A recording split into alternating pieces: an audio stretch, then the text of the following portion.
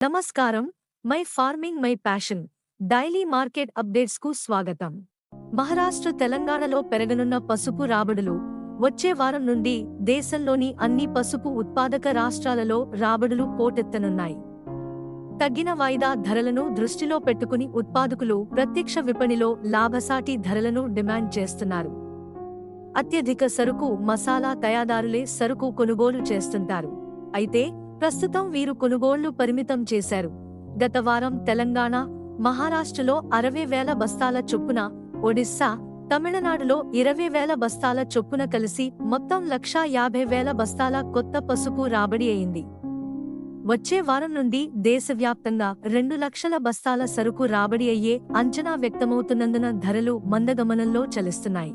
ఎన్సీడీఎక్స్ వద్ద ఏప్రిల్ వాయిదా 11,756తో ప్రారంభమై శుక్రవారం నాటికి 74 పతనమై 11,682, మే వాయిదా 84 తగ్గి 11,650, జూన్ వాయిదా 142 వృద్ధి చెంది 11,502, ఆగస్టు 12,122 వద్ద ముగిసింది.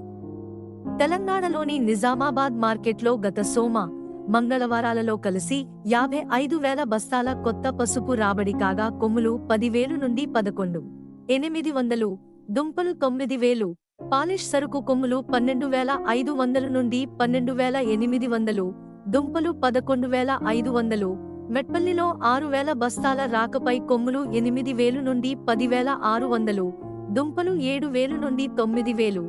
ఆంధ్రప్రదేశ్లోని దుగ్గిరాలలో 200 బస్తాల పాత సరుకు అమ్మకంపై కొమ్ములు, దుంపలు 9,700 నుండి 9,800 ధరతో వ్యాపారమైంది.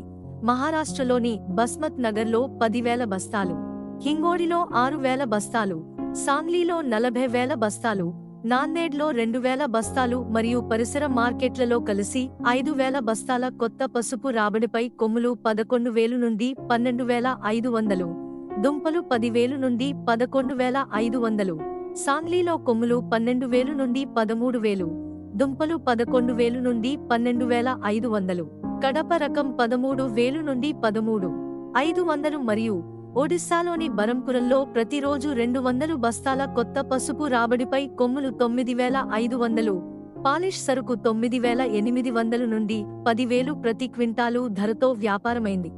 తమిళనాడులోని ఈరోడ్లో 20,000 బస్తాల కొత్త పసుపు రాబడి పై కొమ్ములు 10,256 నుండి 13,511, దుంపలు 9,565 నుండి 12,516 మరియు పుచ్చు పాత సరుకు 6,399, నాణ్యమైన సరుకు 11,437, నాసిరకం సరుకు దుంపలు 5,406, నాణ్యమైన సరుకు 10,479 ప్రతి క్వింటాలు ధరతో వ్యాపారమైంది. ఇలాంటి మరిన్ని అప్డేట్స్ కోసం వాచ్ చేస్తూనే ఉండండి టీవీ7.